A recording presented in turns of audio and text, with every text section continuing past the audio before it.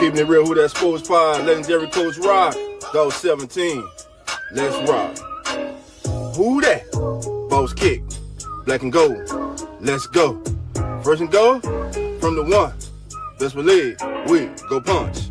Punching in, get them punch, with them Saints, watch us march. Down the field, down your throat, keeping it real, who that sports. Breaking news, interviews, open lines, just for you. Call in, join in. Who that nation? How you doing? Come on in. I'm Dog Jackson, the host of the Keeping It Real Who Dat Sports Podcast, and I want to welcome you to your Saints Juice of the Morning. All right, baby, here we go, baby. Let's get down to it. Hope everybody's having a great Wednesday.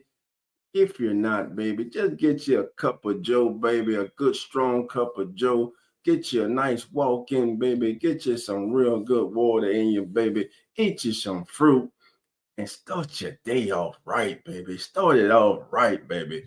We go start it off right by talking about the Saints defensive line. Let's talk about the defensive front for the New Orleans Saints. And when you talk New Orleans Saints defense, interior defensive line, defensive front, you can start with none other than the wily veteran, the legend himself, the all-time sack leader in the history of the New Orleans Saints. I'm talking about Cam Jordan, who is an anchor at the age of 35. He is still a key member of that New Orleans Saints front. Now, last year, the Saints dialed them back a bit. He fell back, baby. Carl Granderson, Chase Young were pushed to the forefront. And Cam became he became that veteran rotational piece who was looked upon to come in and supply pressure early in the season. Cam was getting there. He would get a pressure, but he couldn't finish. Late in the season, he kind of started to finish. He will finish the season, family. Cam Jordan last year finished the season with 34 tackles, 4 sacks, and 1 INT. And all this at the age of 34, 35, baby, as a rotational player. Still one of the best players on that New Orleans Saints defense. Now, where does Cam Jordan need to improve in 2025? How about turning those pressures to sacks? Because his pressure to sack rate, I love Cam, but it has declined. But besides on the field, one of the most important areas that Cam can help the New Orleans Saints this season and for the foreseeable future is being a mentor to the young pass rushers in that locker room. And knowing Cam, he is that. He's already doing that. It's on those young pass rushers to take in that information, take it to the field, and make it a reality. Speaking of young pass rushers, what about Carl Granderson? When Granderson came to the New Orleans Saints as an undrafted free agent 6 years ago at the University of Wyoming, he quickly turned himself into a solid rotational edge who could provide situational pressures. Where those situational pressures started to be consistent pressures and turned into sacks, which turned into a contract for him, which turned into former number 1 picks no longer on the New Orleans Saints roster because Carl Granderson had outplayed them. Now, what areas does Carl Granderson need to improve in coming up this season? Well, just like his mentor, just like the leader of that defense, Carl Granderson, must increase his sack totals beyond the mid-single digits. He only had 5.5, just a sack and a half more than Cam Jordan last season. So that is where he must improve at. Again, he, meaning Carl Granderson, got pressure, but those pressures must turn into sacks. Now, In the draft, the Saints went in the 3rd round to the University of Texas, and they brought a big boy in, baby, standing 6'5", 311 pounds, baby. I'm talking about Vernon Broughton. Vernon at Texas last season had a good season for Texas. Listen, Vernon Broughton, you got to understand, he was behind some horses at the University of Texas.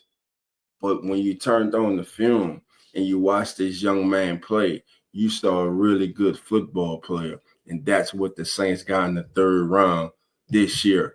A solid football player who has a tool set as a penetrator.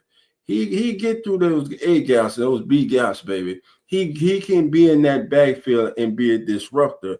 And that's what the Saints are going to need this season from young Vernon Broughton. They're going to need him to play up to the capabilities of why they selected him. Listen, a 3rd round pick, if they pick you in the 3rd round, they're looking for you to be a key contributor on the team. And the sooner, the better. So Vernon Broughton, 3rd round pick. The Saints did sign some more veterans. That they brought in Jonah Williams. But with Jonah Williams, what's it going to be? His lack of pass rush production. He has to improve on that. But most importantly for him, he has to stay what? Consistently healthy. Now, Jonah Williams has experience with Brandon Staley when Staley was with the Rams. So, he brings Jonah Williams to New Orleans. A person who can help translate what Coach Staley wants to do. And if healthy, it could be a upside if he breaks out in a rotational role. Now, of course, the Saints had John Ridgeway III that they traded for a couple seasons ago.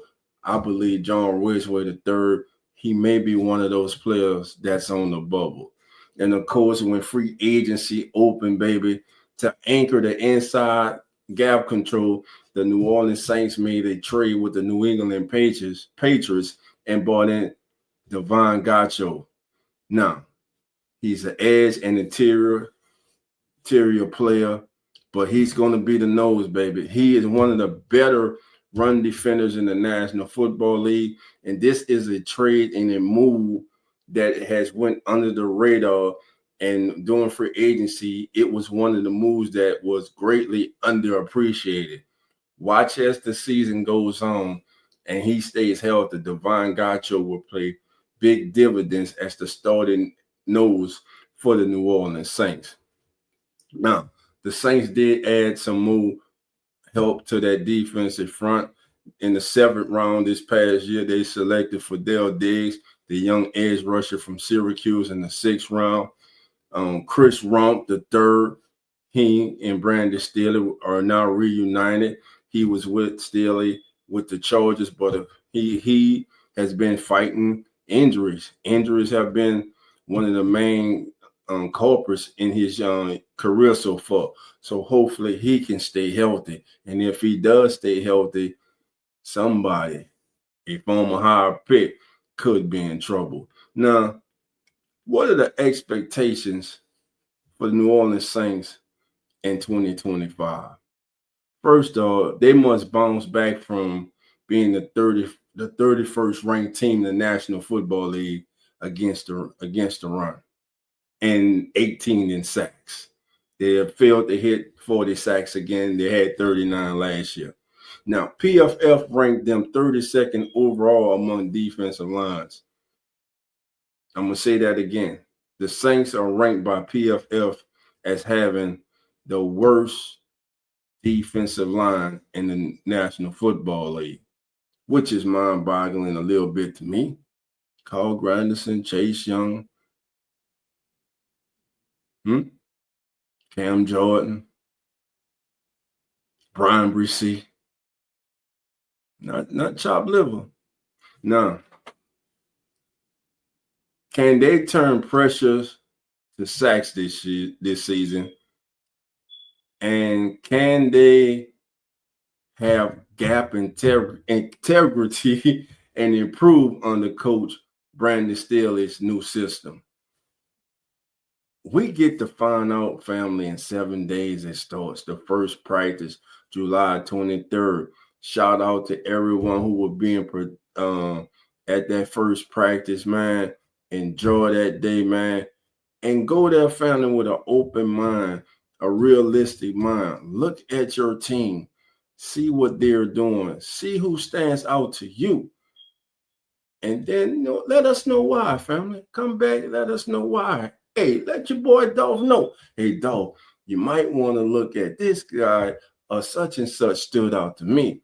I can't wait, family. Looking forward to hearing from you all. Now, another unit that was ranked highly this offseason, unlike other units of the New Orleans Saints, the linebacker room, which basically has two linebackers, Pete Werner and weak side linebacker, future Hall of Famer. He's still a Pro Bowl caliber anchor, but at the age of 36, there's a concern. When will for the time catch up with Demario Davis? He does everything to make sure it's no time soon. And of course, he's definitely the leader. He's definitely a leader on and off the field. Pete Werner is a solid foundational starter. He is a good football player. Could this be the ceiling for Pete Werner? Just a good football player that you can count on to do his job when he's out there? I'll take that. The thing is, though, behind Werner, behind Davis, who steps up? Well, one person who may step up, special team ace, is Nephi Sewell. Remember, 2 years ago, this young man had forced his way onto the field. He was making plays left and right, and then he suffers that catastrophic knee injury. He comes back last year toward the end of the season.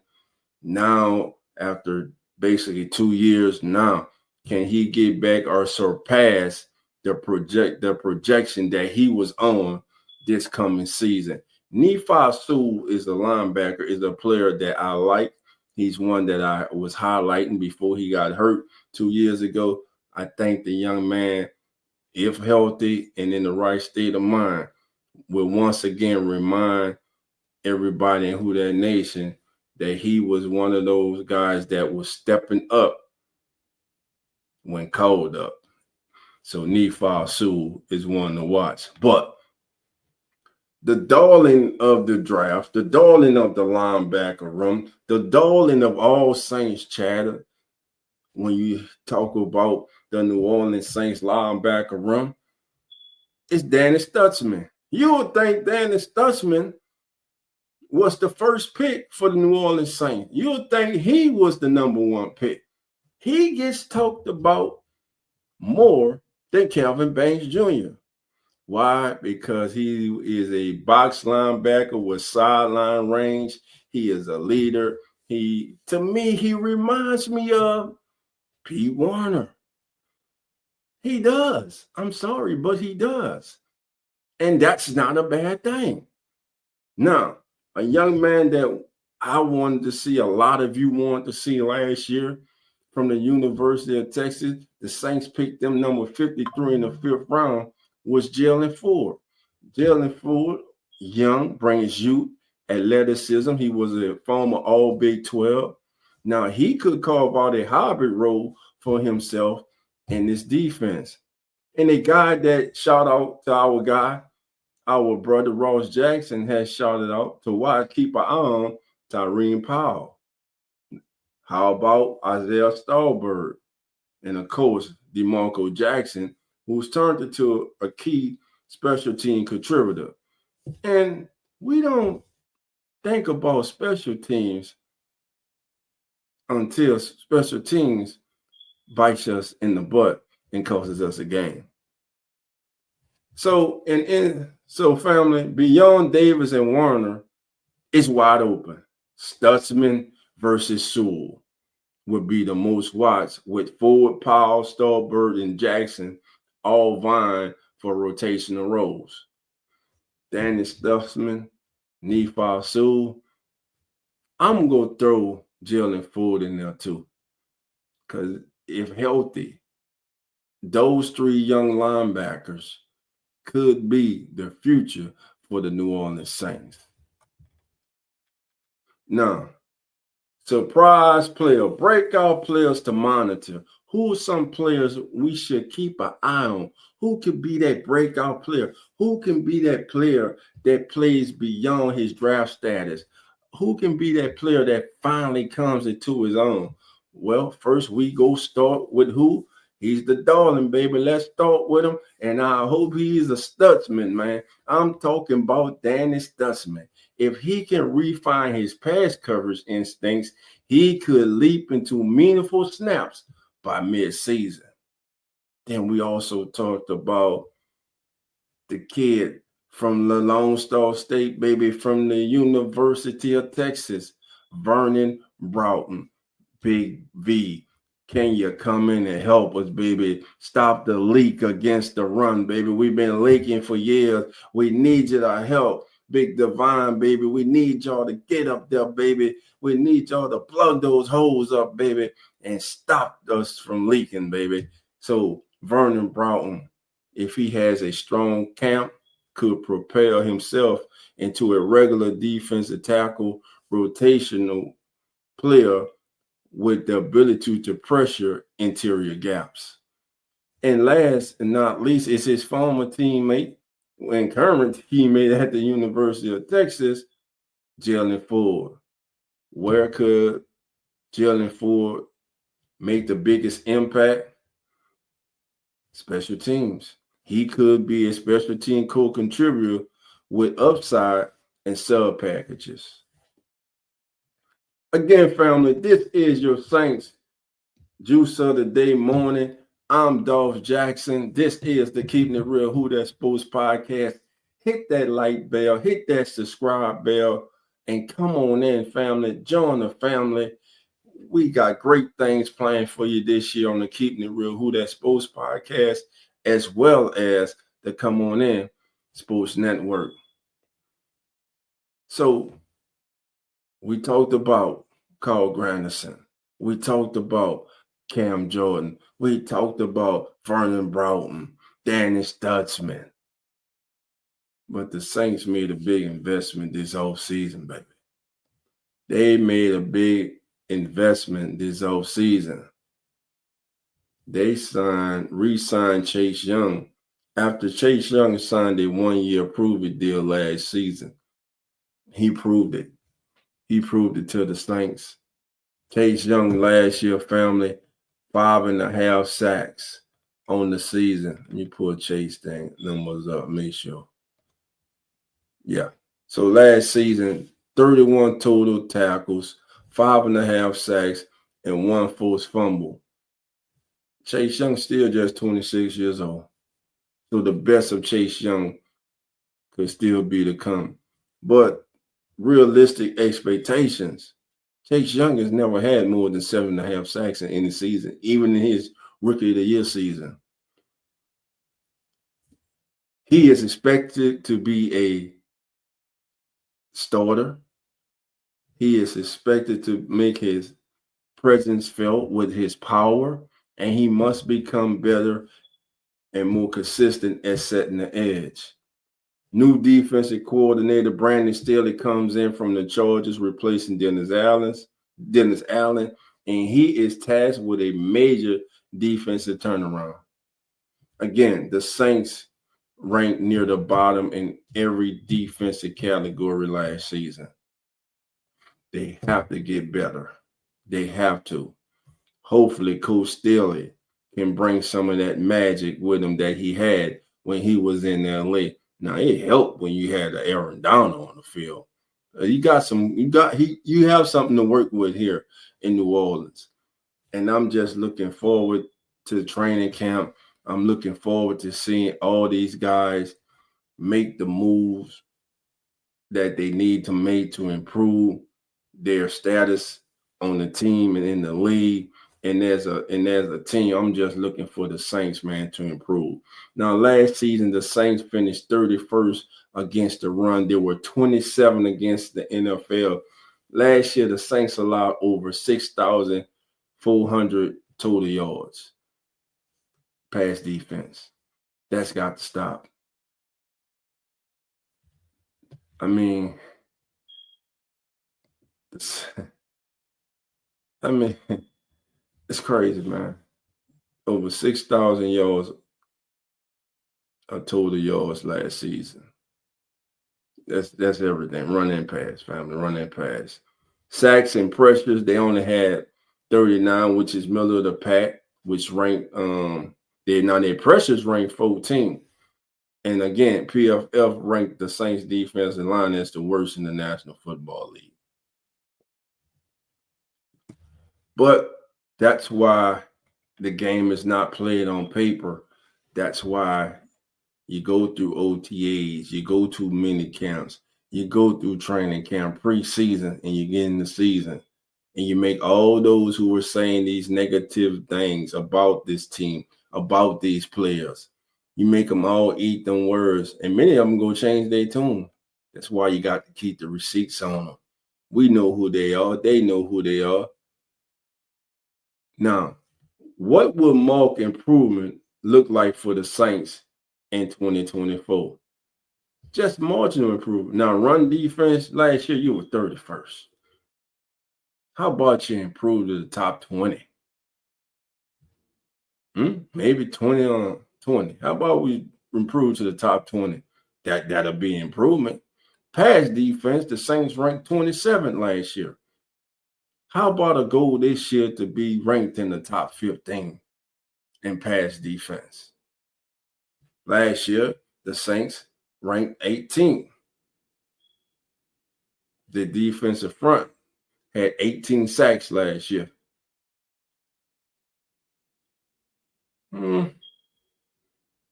They got to get it up, family. We can't be middle of the pack. 39 total sacks last year by this team. How about we go from 39 to 46 sacks this season as a team? Now, pressure, sack conversion, last season it was mediocre. This year it needs to become efficient. Improvement hinges on defensive line upgrades like Broughton, linebackers like Stutzman and Chase Young, and mental toughness and run fits and pass rush. You got to be mental tough. Football is 10% physical, 90% mental, man. Now, veteran performers, Demario Davis and Cam Jordan, and rookies like Stutzman and Broughton, and the impact of Coach Staley's scheme could help the New Orleans Saints defense improve from one of the league's worst in 2024 to one of the most respected this season. It is possible. I know everything is being preached as doom and gloom, but it is possible. A turnaround can happen in one season. And as you've been hearing me say, family, for a while now, for the last couple of weeks, why not us? Why not the New Orleans Saints? If the Saints, family, transform their front and linebacker depth into real production, this defense could surprise. And thus, this team could surprise. So the Saints march into the 2025 season under Coach Kellen Moore in his first training camp as head coach of New Orleans Saints with little to no optimism from those around the country who covered the NFL. All are painting it as doom and gloom for the black and gold. But who can change that? None other than those men who will be out on the field in 7 days, and those who make the final 53-man roster and go into the season week 1 against the Arizona Cardinals. So, family, with that being said, that's going to do it for our juice of the day. Hope you enjoyed it, family. This is episode 2 of Saints Juice of the Day. Again, I'm your host, Dolph Jackson. This is the Keeping It Real Who That Sports podcast. It's brought to you by the Come On In Sports Network. And if you haven't joined yet, family, what you waiting for, baby? Go on over to YouTube. Smash that subscribe button to the Keeping It Real Who That Sports podcast.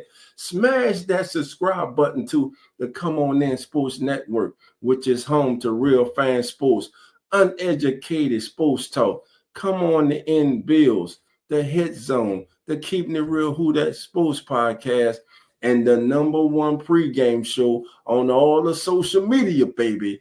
As the NFL turns, that's right, baby, we will be back with as the NFL turns bigger and better this season. We're looking to do little things different for your family.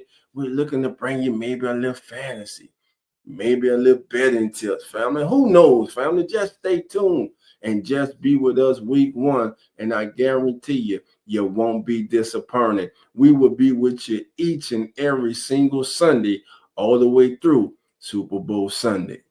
Well, family, hope you all have a great day. It's been your boy's pleasure to bring this to you. Your morning juice, baby, your Saints juice, baby. Get you going for the day. Now you're ready to go, baby. And like always, family, love and who that. And we out.